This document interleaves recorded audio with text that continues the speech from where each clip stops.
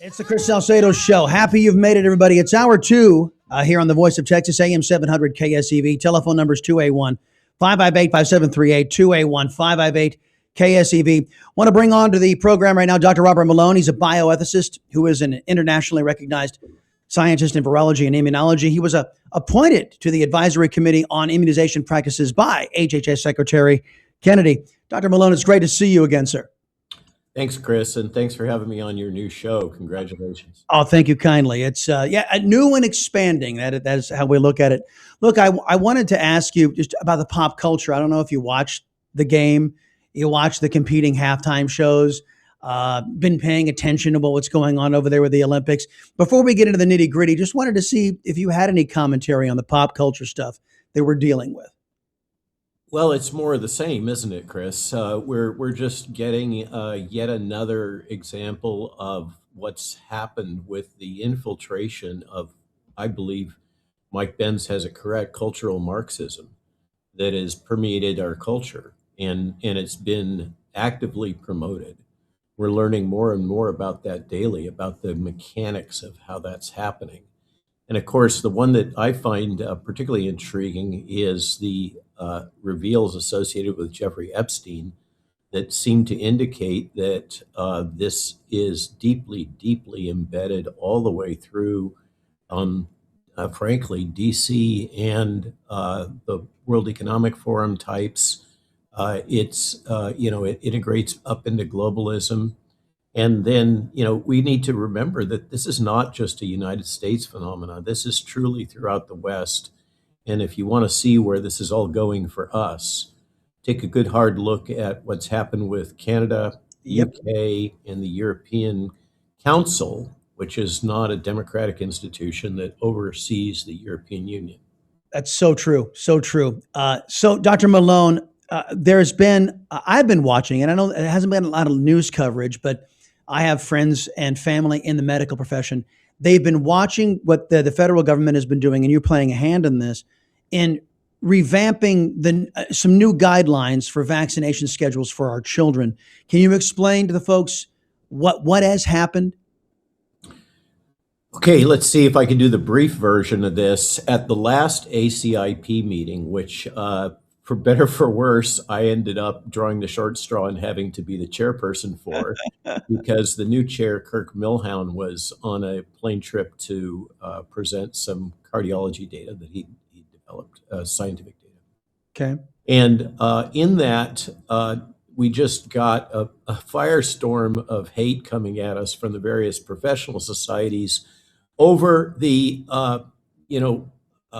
huge threat that we would somehow stop the birth mandate hepatitis B vaccine. And, basically we got told at the ACIP that we were going to cause mass death in children.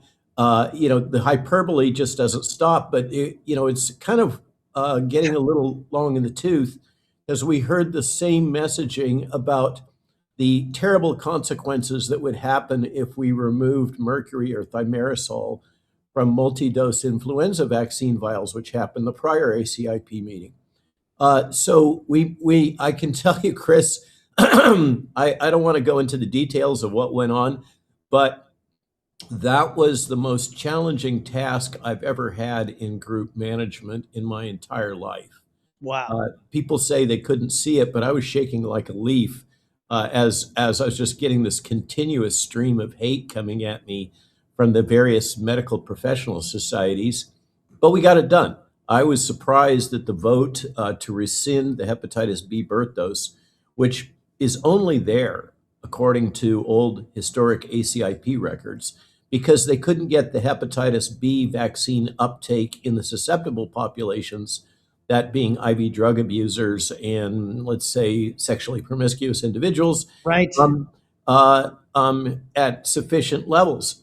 And so they decided that, well, we got to get the kids right when they're born because that's when we have them in hand. Literally, that was the logic.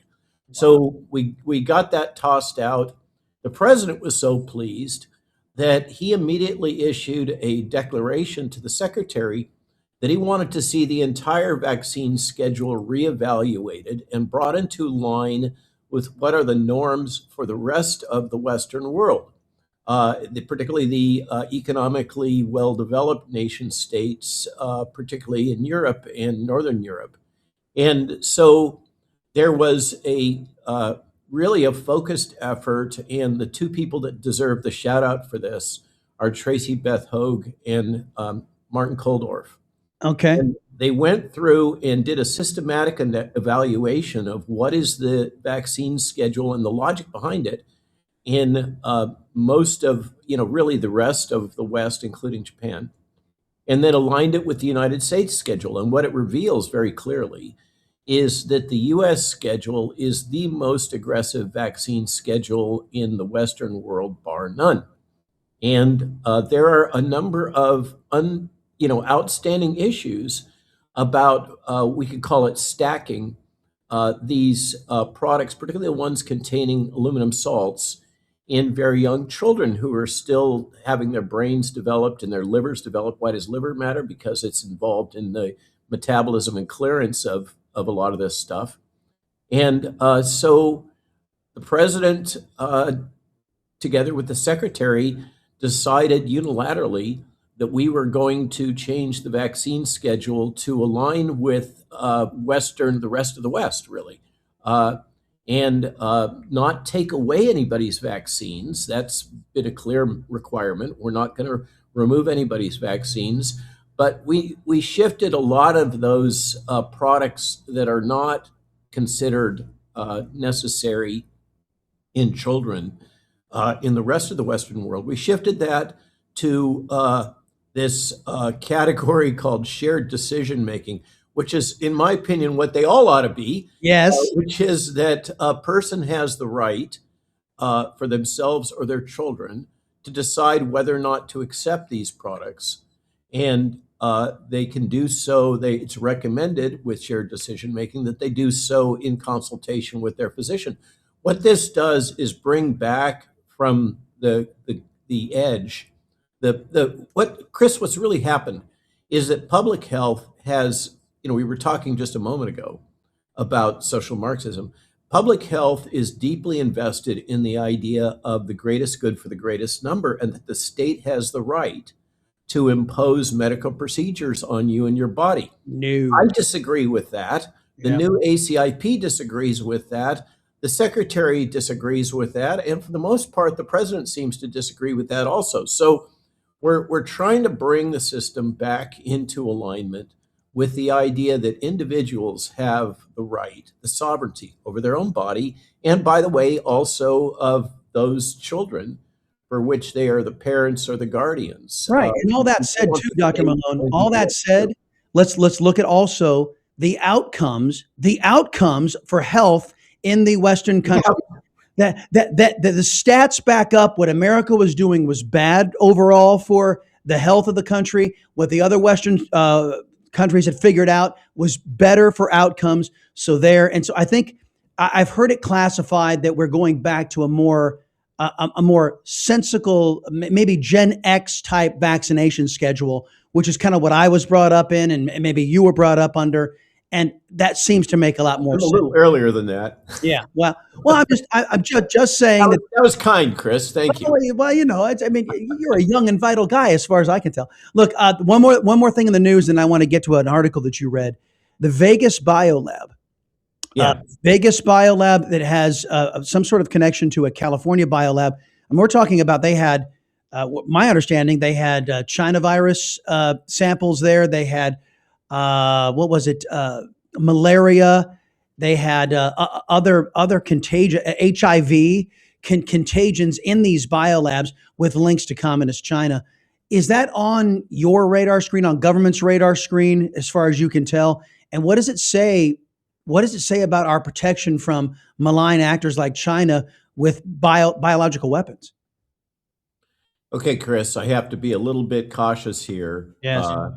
And I should give the caveat that another one of my associations now with the government is that I'm starting to support the State Department in the Biologic Warfare Convention and negotiations to strengthen verification in that. And I may be playing a role in the committee that investigates these types of things. So yes, it is most definitely on my radar. It is. I'm not clear how, whether Pam Bondi uh, has a clue on this one, or Kash Patel. That's outside of my column. So, but uh, I have had some visibility into the CCP link information. This is serious, and this is not a crazy conspiracy, blah blah blah, all those things that they say when they want to stop discussion and delegitimize people Right. as they're saying things that are inconvenient. This is serious stuff, and in my opinion, it further supports the rather very aggressive actions that the CCP is taking as it relates to, frankly, biowarfare. These are functionally advanced biowarfare facilities, it appears, located on U.S. soil with, as you correctly note, clear, explicit ties back to the CCP. If the federal government doesn't get a clue, they've been hit on the head twice now. This is linked also specifically to the California Fresno labs. If I just don't know what to say. I hope that Cash and company and the Justice Department are on this. I know that it's a very significant issue. This is not some trivial story, and it has deep roots. Yes, and folks, you can understand why the leftists in the press and leftists in the Democrat Party don't want to talk about this, which is why we do here on the Chris Salcedo Show with Dr. Robert Malone, bioethicist who is internationally recognized scientist in virology and immunology. You wrote a piece, and I wanted to dive into it. Universal repeated mRNA boosting was and is bad policy. The title tells us everything that you wrote about extensively in this article on Substack. But I think let's just focus on the why. Why? And because you and I have talked for years about this, but tell us why this boosting and boosting and boosting for the China virus, or frankly, any virus out there, is a bad idea, public policy and health policy wise. So, Chris, the essay really goes deep into the immunology. This is high immunology, and there's a series of papers that have come out recently, peer-reviewed, both for the mRNA products and recently for the Novavax product. Mm-hmm.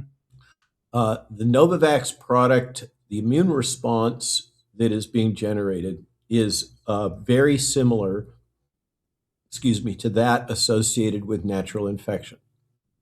The mRNA products are not similar to the immune response being generated by natural infection, what we refer to as natural immunity now. You should tell the folks why that is, because there's a difference in the technologies used. Yeah, so still being uncovered multiple hypotheses about why the mRNA products are doing this, and there's a lot of debate about some of the nuances there. It may well have to do with the DNA fragment contamination, the activation of certain signaling receptors, the long half-life associated with the production of spike protein, which the manufacturers disagree that that's the case, but that seems to be the data.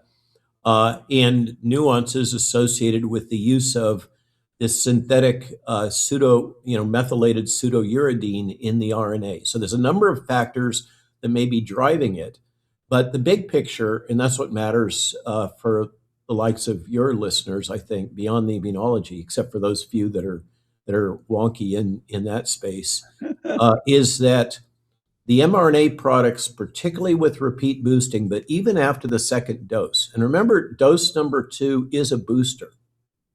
And remember that everybody had some degree of immunity against SARS-CoV-2 because it is immunologically similar to the circulating beta coronaviruses that we call the common cold.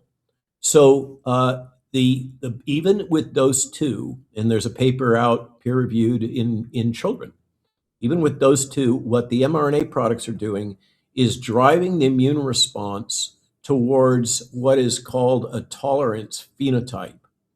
Okay, it involves the nuances of switching between different antibody types. Not all antibody types are the same. And it's an important nuance, but one that the FDA has largely overlooked and disregarded. But now it's coming back to bite them in you know where, Right. as well as the mRNA products. So And the Novavax is a traditional protein-based vaccine that is adjuvanted with a plant-based adjuvant, which, by the way, Pfizer now has decided that they are taking a license for. huh. What that is, that's the tell. Uh-huh. The Exactly. old adjuvant technology with aluminum salts is seen its day, and the big boys now have to figure out something to switch to for their vaccines because ACIP and Secretary Kennedy are now going to run the traps on the studies to assess the cumulative risks associated with these aluminum-based vaccines. But what matters about the COVID product is that the natural immunity, this is now clear, the natural immunity type antibody profile, IgG1 and IgG3, is aligned with reducing infection and spread. The boosted mRNA products Yes. are aligned with suppressing the inflammatory response to the SARS-CoV-2 detritus, let's say. Remember, COVID has a two-phase disease profile. The first phase is when you're getting infected and it's replicating. That generally doesn't kill you. The one that kills you is if you have a high inflammatory set point, say you're obese, elderly, or have other risk factors, then you're set up to have a hyperimmune response to the material that's left from the initial infection. Right. That's what kills you. That's why Pierre Corey's insight about the use of dexamethasone was so important. Remdesivir targets the replication phase, and that's not really the problem. The problem is the inflammatory phase. What has happened here is that they, with the promotion of the mRNA product over, say, natural infection or the Novavax product, which, by the way, does have some myocarditis risk, what we've done is for all those people that are very, very low risk for developing COVID disease and death, Most of the population, yes. the vast majority of the population, we've driven their immune response. And by the way, it's not just against these antigens, it's against other things. So this opens the door to the cancer issue, et cetera. We've driven their immune response to this tolerant phenotype. And that has enabled all of them to be more promiscuous for infection and spread. So we facilitated the infection and spread in order to enable the reduction of severe disease and death in those that are at high risk. So we've used a one size fits all, I like to say, give a 3-year-old a hammer, everything becomes a nail kind of approach. And if you go wind back in time, remember the Great Barrington Declaration that Fauci was so adamant about trying to suppress. And by the way, one of the signatories was Martin Koldorf, who we were just talking about with the vaccine schedule realignment. So it turns out that we now have the immunology to show that the Great Barrington Declaration was absolutely right. And by the way, so were my op-eds with Peter Navarro in the Washington Times that triggered the Atlantic Monthly attacks.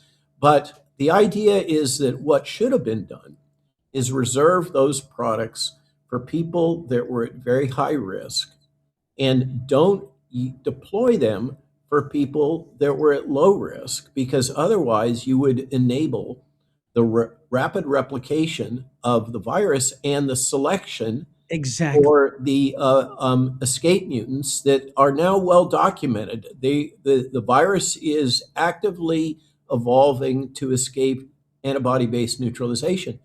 We should have allowed natural infection and perhaps limited deployment or deployment of vaccines that are protein-based, more traditional, and reserved the mRNA products for those people that were very High risk. Exactly. Dr. Malone, I only got about a minute left. And this, I was building up to this last question. So give me about a minute response, because to me, it's the pays de resistance. It is the reason why they poo-pooed natural immunity, which had been long established science, Yep. which is still established. They poo-pooed that for this one size fits all, like you said, a 3-year-old with a hammer, everything becomes a nail.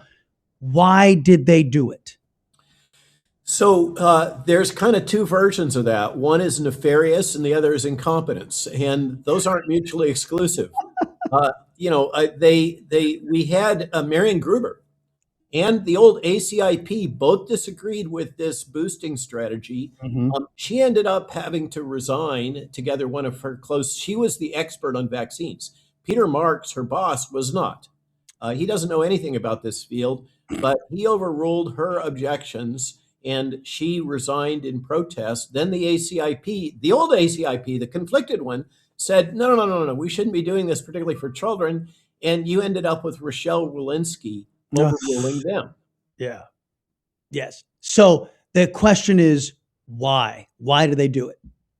And as I said, I can't sort out the difference between nefarious intent and incompetence, but it certainly would be nice to get to the bottom of it. There's an awful lot of evidence about nefarious intent now. Well, yes, exactly. And folks, let me offer, because Dr. Malone is with the government, let me offer a potential nefarious motive, the profit motive. The profit motive to basically turn the United States population into a it's not just the U.S. Remember, we're talking about the Western world. True, the Western world, exactly. Dr. Robert Malone, he is on Substack, folks. If they want to read all of the offerings, I just cited today, the name of the piece is Universal Repeated mRNA Boosting Was and Is Bad Policy. Dr. Malone, where can they go? It's malone.news, real easy, and we always cross-post on X in case you want to look there. It's always great catching up with you, man. And please keep up the good work. We need you right where you are, sir. Thanks for having me on, Chris.